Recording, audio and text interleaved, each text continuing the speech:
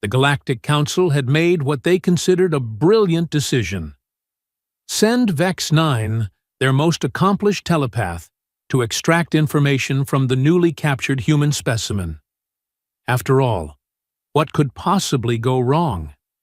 They were dealing with a primitive species that had barely figured out faster-than-light travel. How complex could one human mind really be? Oh, if only they knew. Vex 9 strutted into the interrogation chamber with all the confidence of someone who had never met a thought they couldn't read. His cranial tendrils twitched with anticipation as he surveyed the scene. The human sat there, bound to a bio-neural chair, looking remarkably calm. Suspiciously calm, actually. "Greetings, primitive life form," Vex 9 announced, his voice dripping with condescension. "I am Vex 9 of the Zephyrian Collective. Today your mind will be an open book to me." The human, who went by the name Marcus Kane, simply raised an eyebrow. "Oh, really? Well, this should be entertaining." Entertaining! The audacity of this creature. Vex 9 had extracted secrets from the most guarded minds in the galaxy. He had broken through psychic barriers that had taken centuries to construct. This hairless ape thought it could provide entertainment? "Your bravado is admirable, but pointless," Vex 9 sneered, his tendrils beginning to glow with psionic energy. "I have read the minds of Arcturian war generals, Syrian spy masters, even a few ethereal monks. Your species' mental defenses are quaint at best." Just one thing before we begin. YouTube tells me 94.3% of you watching aren't subscribed. Subscribing is free.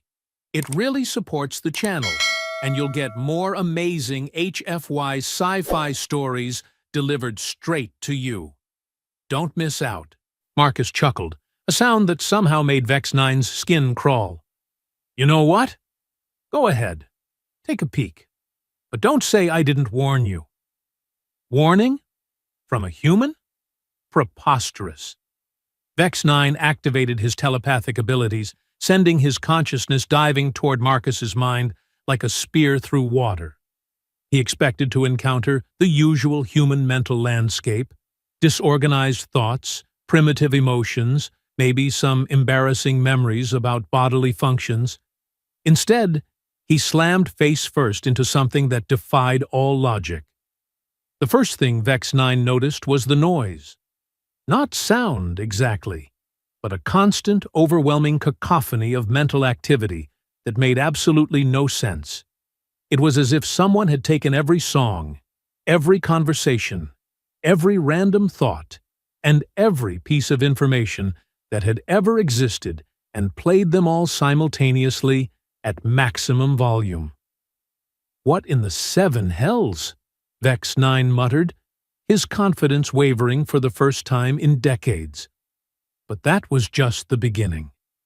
As he pushed deeper, trying to find some semblance of order in the chaos, he discovered something truly horrifying. The human mind wasn't just thinking about the present moment.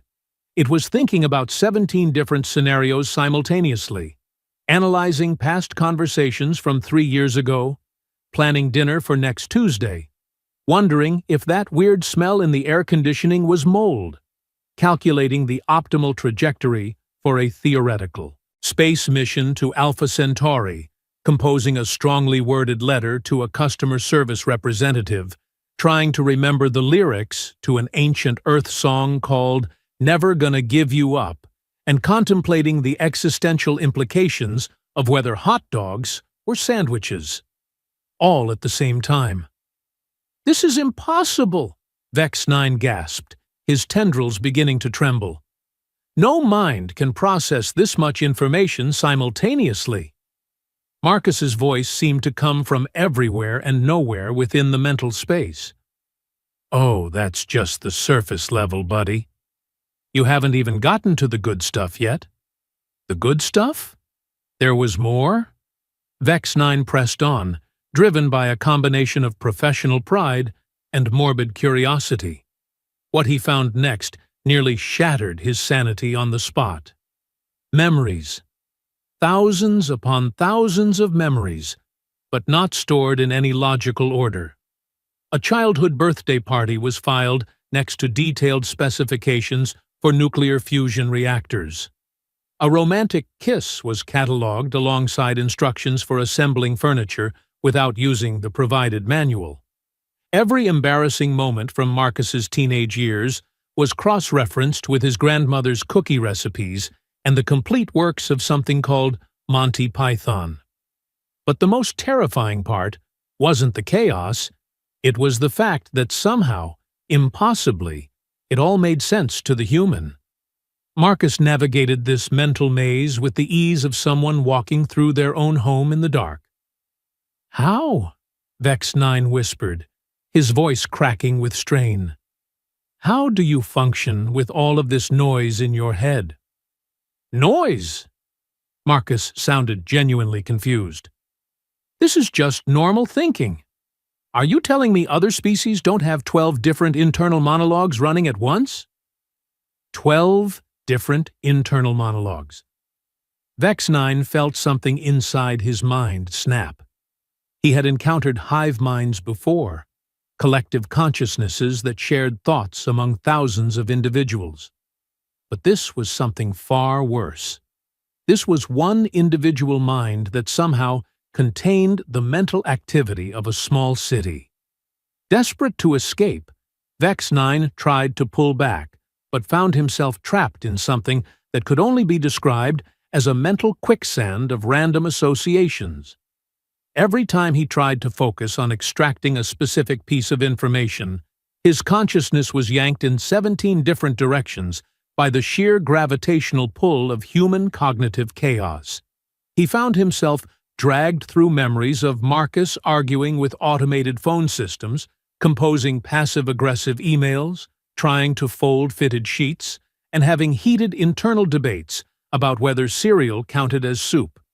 Each memory spawned dozens of tangential thoughts, which spawned hundreds more, which spawned thousands more, creating an infinite recursive loop of mental activity that threatened to consume Vex 9's consciousness entirely. "Please," he gasped, his physical body beginning to convulse in the interrogation chamber. "Make it stop!" "Make what stop?" Marcus asked innocently. "I'm just thinking. This is how humans think. Oh, and by the way, you've triggered my anxiety response, so now I'm also simultaneously worried about that presentation I gave in college 15 years ago, wondering if I locked my apartment door this morning, and calculating how many calories are in the sandwich I ate for lunch." The anxiety response was like being hit by a psychic tsunami. Suddenly, Vex 9 was experiencing every irrational fear, every social anxiety, every moment of self-doubt that Marcus had ever experienced, but amplified and occurring all at once. He was simultaneously afraid of heights, spiders, public speaking, dying alone, running out of money, climate change, forgetting someone's name at a party, and the eventual heat death of the universe. "This is torture!" Vex 9 screamed, his tendrils flailing wildly as he fought to maintain his grip on sanity. "Torture?" Marcus laughed. "This is just a Tuesday for us." "Oh, speaking of Tuesday, I should probably remember to take out the trash. And I need to call my mom. She's going to be upset if I don't call her. But what if she's busy? What if I'm interrupting something important? Maybe I should text first. But what if she doesn't see the text? What if she thinks I'm being impersonal by texting instead of calling? What if? Stop! Vex 9's mental voice cracked like a whip through the chaos. Please, I cannot take any more. But Marcus wasn't done. Oh no, he was just getting started. You know what the really fun part is? This is me on a good day. You should see what it's like when I've had too much coffee, or when I'm trying to fall asleep, or when someone plays that one song that gets stuck in my head for 6 weeks straight. 6 weeks. The same song, playing on repeat in this already overloaded mental space. Vex 9 began to weep, a sound he hadn't made since he was a youngling. "And don't even get me started on the dreams," Marcus continued conversationally. "Last night I dreamed I was giving a presentation about quantum mechanics to my high school math teacher while being chased by a giant hamburger. The hamburger was upset because I hadn't returned a library book from 1987. The book was about how to properly fold laundry, which is ironic because I still don't know how to fold fitted sheets properly, and neither does anyone else, which is why I think they might be some kind of alien conspiracy designed to drive humans insane. But then again, maybe we're already insane, and fitted sheets are perfectly normal to everyone else in the universe, which would explain why you're having such a hard time dealing with my perfectly normal human thoughts." The stream of consciousness was relentless. Vex 9 felt his own mental barriers crumbling under the assault of pure, unfiltered human cognition. This wasn't just chaos. This was weaponized chaos. This was chaos that had evolved over millions, years to be the most efficient possible thinking machine, even if it drove every other species in the galaxy completely insane. "I surrender!" Vex 9 finally screamed, his voice echoing through both the physical and mental planes. "I surrender! Please, just let me go!" Marcus paused in his mental rambling. "Oh, you want to leave?" But we were just getting to the good part. I was about to start thinking about all the times I've said something stupid in social situations and then replayed those conversations in my head for years afterwards, each time thinking of better things I could have said. "No!" Vex 9's desperate cry shattered several pieces of equipment in the interrogation chamber. "Mercy! I beg for mercy." The watching council members, who had been observing through remote sensors, exchanged worried glances. Their most powerful telepath was having what appeared to be a complete mental breakdown. His vital signs were spiking dangerously, and his psionic emissions were fluctuating wildly.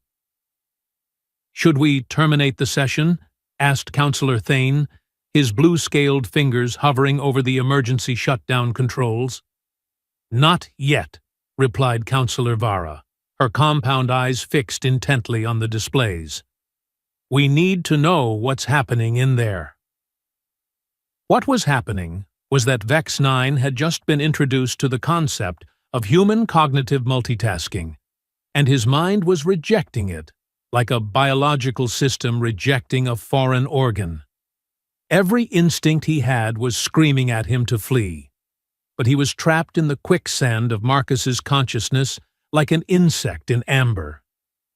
"The worst part," Marcus continued cheerfully, "is that I'm not even trying to be confusing.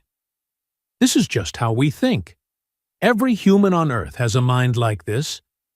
Can you imagine what it was like when we first developed language? We had all these thoughts bouncing around in our heads, and we had to figure out how to communicate them to other people who had equally chaotic thought processes. It's a miracle we ever managed to say anything coherent at all." A miracle? Yes, that's exactly what it was. The fact that humanity had managed to develop civilization, despite having minds that operated like malfunctioning quantum computers, was perhaps the most impressive achievement in galactic history.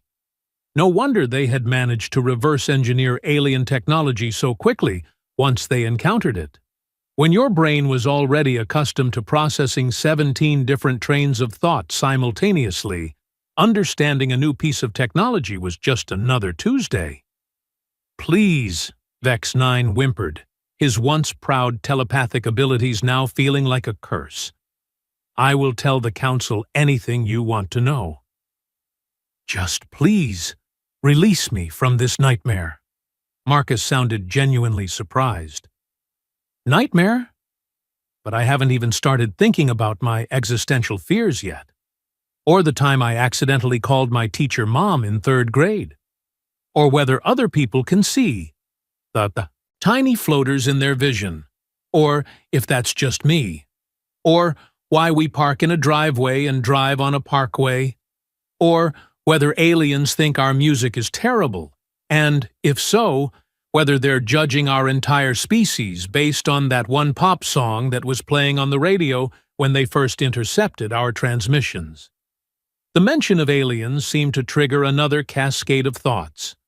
Suddenly, Vex 9 found himself experiencing Marcus's current thought process in real time, wondering if aliens had their own version of reality TV, whether alien teenagers were just as awkward as human teenagers, if aliens had to deal with taxes, whether alien politicians were as incompetent as human ones, and if there was some universal constant that made all sentient species produce terrible music that the younger generation loved and the older generation despised. Stop! Stop! Stop! Vex 9's physical body was now convulsing so violently that the bio-neural chair's restraints began to strain. I cannot take any more. Your mind is an abomination. Abomination? Marcus sounded hurt. That's not very nice. I prefer to think of it as creatively organized. Creatively organized. Like calling a tornado a dynamic weather pattern, or a volcanic eruption a geological enthusiasm. Vex 9 would have laughed if he hadn't been too busy trying not to lose what remained of his sanity. In the observation chamber, the council members were growing increasingly concerned. Their star telepath was clearly in distress, and they were no closer to extracting useful information from the human than when they started. His neural patterns are becoming increasingly erratic, reported Dr. Klein, the council's chief medical officer. If this continues much longer, we risk permanent psychological damage. Councillor Thane leaned forward. But what could possibly be causing this? It's just one human mind. Vex 9 has handled far more complex telepathic scenarios. Dr. Klein shook her head, her tentacles writhing with confusion. I'm not sure complex is the right word. The readings I'm getting suggest something more like cognitive overload, as if the human's thought patterns are so chaotic that they're causing a feedback loop in Vex 9's telepathic abilities. Chaotic was putting it mildly. At that very moment, Vex 9 was being subjected to Marcus's internal debate about whether socks that didn't match were a fashion statement or a sign of giving up on life, combined with detailed plans for a sandwich he might make later, memories of every song lyric he had ever misheard, and a growing concern about whether he had offended the alien by calling his mind creatively organized, instead of just accepting the abomination comment. You know what the really weird thing is? Marcus continued, apparently oblivious to Vex 9's distress. I'm actually trying to keep my thoughts organized right now, out of courtesy for you. Normally, I'd also be thinking about that weird dream I had last week where I was a secret agent whose cover was being a professional butterfly photographer and wondering why my brain decided that was a plausible cover story. Trying to keep organized. This was Marcus being considerate. Vex 9 felt something fundamental break in his understanding of the universe. The emergency alarms started blaring throughout the detention facility as Vex 9's vital signs entered critical territory. His telepathic screams were now so intense that they were interfering with the ship's communication systems. Several junior telepaths in the surrounding sections had already fainted from the psychic overflow. Cut the connection! Now! Councillor Thane barked. But Dr. Klein's tentacles were dancing frantically over the controls. I can't! The neural link has somehow become self-sustaining. It's as if the human's thought patterns have created some kind of psychic vortex. Back in Marcus's mind, Vex 9 was experiencing what could only be described as the mental equivalent of being caught in a hurricane made of pure, concentrated humanity. Marcus had moved on from sandwiches and social anxiety to something far more dangerous. His memories of every science fiction movie he had ever watched. "Oh, this is fun!" Marcus exclaimed with genuine enthusiasm. "You know what this reminds me of? That old movie where aliens try to probe someone's brain but end up getting overwhelmed by human weirdness. Except that was fiction, and this is real life, which means it's either much cooler or much more terrifying, depending on your perspective. Much more terrifying. Definitely much more terrifying." Vex 9 tried to retreat deeper into his own consciousness, but Marcus's mind seemed to have infinite depth. Every time he thought he had found the bottom, another layer of complexity revealed itself. "The thing about humans," Marcus continued conversationally, as if he weren't currently driving an advanced alien telepath to the brink of insanity, "is that we never really stop thinking. Even when we're asleep, our brains are still running background processes.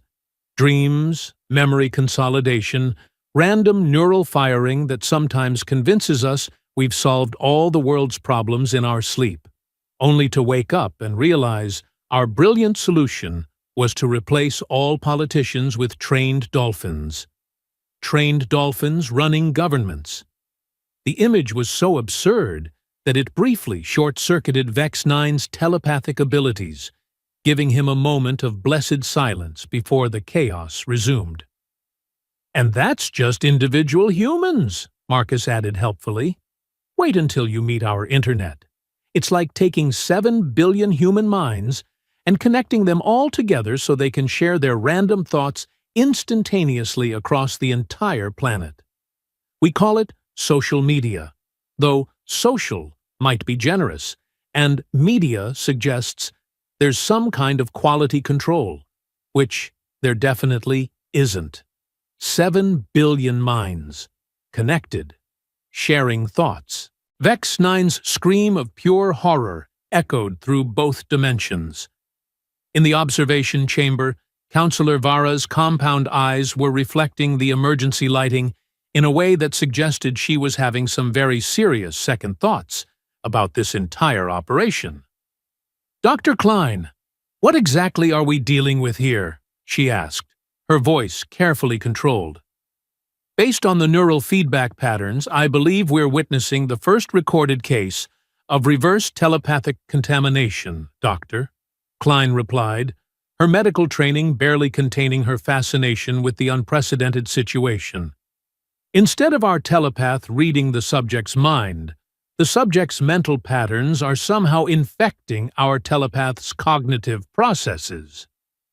"Infecting?" Counselor Thane looked alarmed.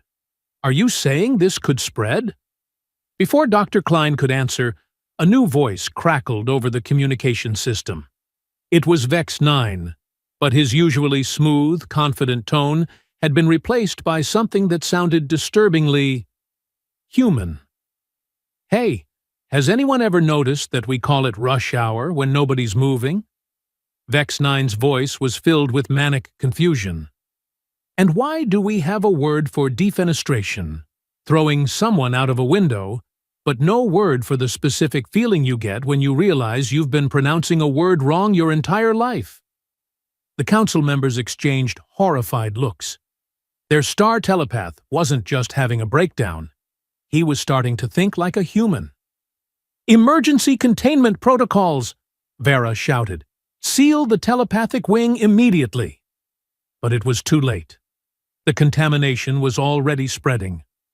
2 floors down, junior telepath Zara 7 suddenly found herself wondering why they called it building when it was already built, and whether fish ever got thirsty. 3 decks up, senior mind reader Quill 12 started questioning why abbreviated was such a long word. Meanwhile, in the center of this expanding zone of cognitive chaos, Marcus was having the time of his life. "You know what I just realized," he said cheerfully to the increasingly distressed Vex 9. "You guys probably think telepathy is this elegant, refined ability.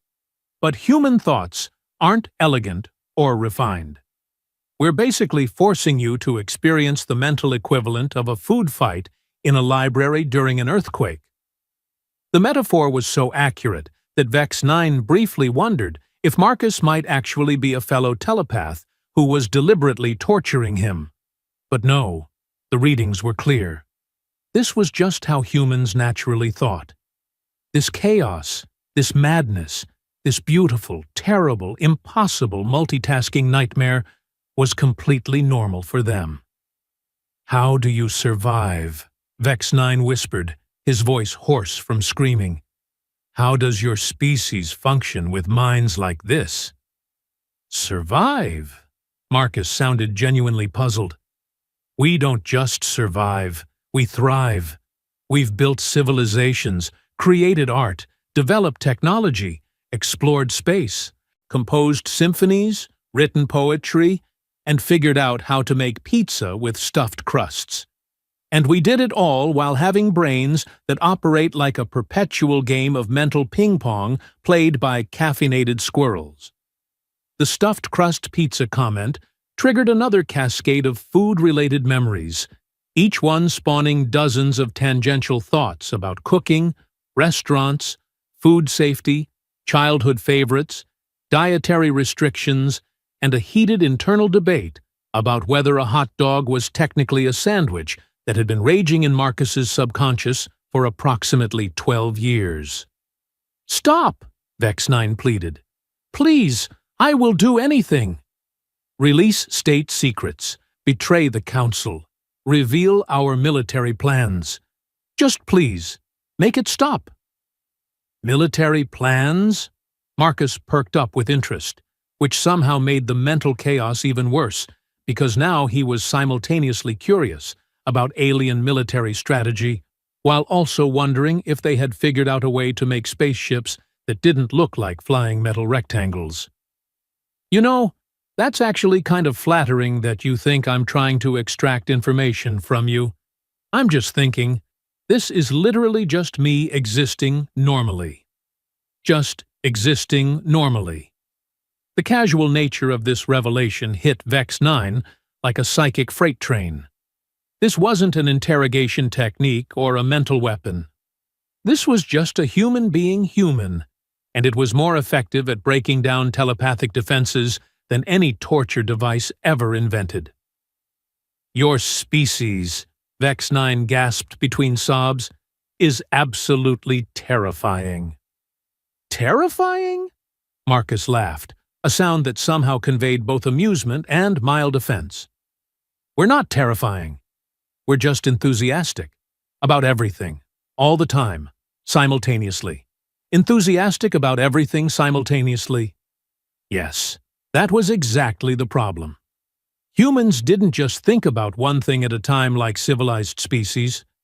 They thought about 17 things at once, cross-referenced them with memories from childhood, analyzed them for potential social awkwardness, wondered if they should have said something different, planned responses to hypothetical future conversations, and somehow still had mental bandwidth left over to notice that the number 17 was prime, and wonder if aliens had discovered mathematics independently, or if there were universal mathematical truths that all intelligent species would inevitably stumble upon.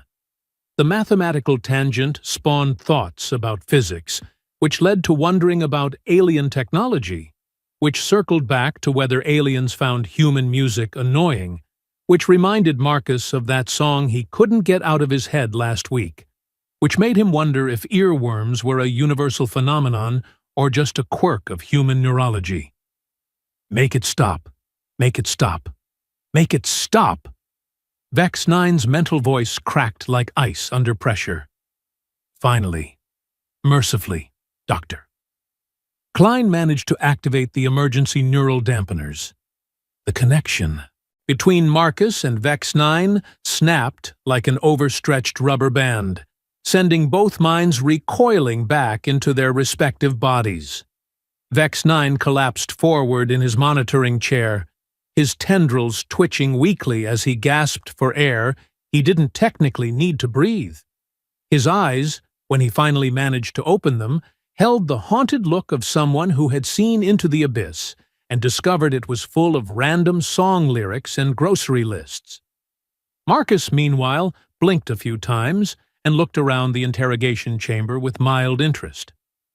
"Well, that was fun," he said, conversationally. "Is your friend okay?" "He looks like he needs a nap." "A nap?" After experiencing the most psychologically traumatic event in recorded telepathic history, the human was suggesting their star mind reader needed a nap. Dr. Klein's tentacles curled in what might have been either admiration or horror.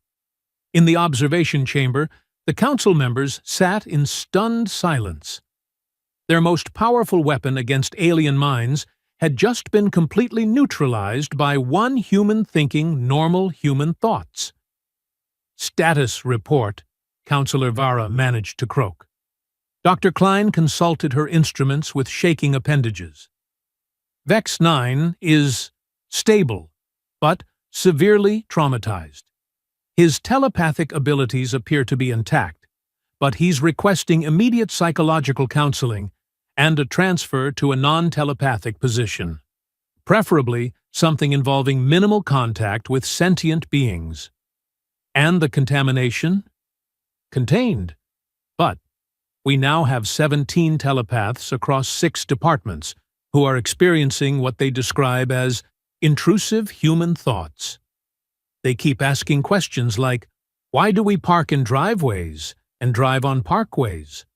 And if a tree falls in a forest and no one is around to hear it, does it make a sound? And more importantly, why do we care? Counselor Thane rubbed his scaled forehead with one clawed hand. How long before they recover?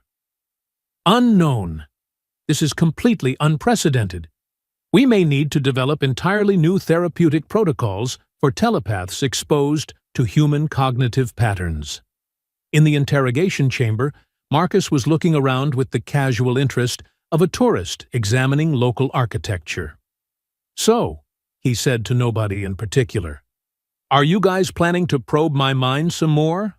Or can I go? Because I was in the middle of wondering whether aliens have invented a better way to organize sock drawers, and I'd really like to get back to that train of thought." The remaining functional telepaths in the facility all shuddered simultaneously. 24 hours later, the Galactic Council convened an emergency session. The agenda had only one item: what to do about humanity. "The evidence is clear," Counselor Vara announced to the assembled delegates. "Humanity represents a clear and present danger to the mental health of every telepathic species in the galaxy." "Agreed," said Counselor Thane, "but not in the way we originally thought. They're not dangerous because they're aggressive or technologically advanced. They're dangerous because their minds operate on principles that are fundamentally incompatible with telepathic contact." Dr. Klein stepped forward to present her findings. "Based on our analysis of the incident, human consciousness appears to be structured in a way that makes it actively hostile to telepathic intrusion. Not deliberately, but as a natural consequence of their cognitive architecture. It's as if their brains evolved to be the perfect anti-telepathic defense system." "Recommendations?" Vara asked wearily. "Complete isolation," Thane replied immediately. "We establish a quarantine zone around their solar system and forbid any telepathic species from attempting direct mental contact." "Seconded," said Dr. Klein. "We should also issue a galaxy-wide warning about the dangers of human cognitive contact. Any species considering diplomatic relations with humanity should be made aware of the risks." Vara nodded grimly. "Very well. Let the record show that on this date, humanity has been classified as a Class Omega psychic hazard. All telepathic contact is hereby forbidden under penalty of permanent psychological damage." Meanwhile, back on Earth, Marcus Kane was sitting in a debriefing room telling his story to a very interested group of human military officials. "So let me get this straight," said General Patricia Mills, leaning forward with barely contained excitement. "You drove their most powerful telepath insane just by thinking normally?" "Pretty much," Marcus confirmed. "Apparently, human multitasking is like psychological warfare to telepathic species. Who knew?" "This changes everything," breathed Dr. Sarah Hendricks, the chief xenopsychologist. "If human thought patterns are naturally resistant to telepathic intrusion, we might have a significant defensive advantage we never even knew about." Colonel Jake Morrison was already making notes. "We need to study this, figure out how to weaponize it. If we can deliberately focus our chaotic thinking patterns." "Or," interrupted Dr. Hendricks with a sly smile, "we could just be ourselves." Apparently, that's terrifying enough. 6 months later, when the first official diplomatic contact was made between Earth and the Galactic Council, the human delegation was given very specific instructions. Think as much as possible about as many different things as possible, and don't try to organize your thoughts for the sake of alien comfort. The resulting diplomatic summit lasted exactly 47 minutes before the alien delegates politely excused themselves, citing urgent business elsewhere in the galaxy. Humanity was granted immediate membership in the Galactic Council with full autonomy over their solar system. No one wanted to risk another telepathic incident. And Marcus Kane? He became Earth's first ambassador of cognitive warfare, a position that mostly involved him sitting in meetings and thinking about random things while alien diplomats tried very hard not to make eye contact. It was, he often reflected, the perfect job for someone whose mind worked like a food fight in a library during an earthquake. The universe, as it turned out, was a much quieter place when humans were left alone to think their beautifully chaotic thoughts in peace. And everyone was happier that way, especially the telepaths.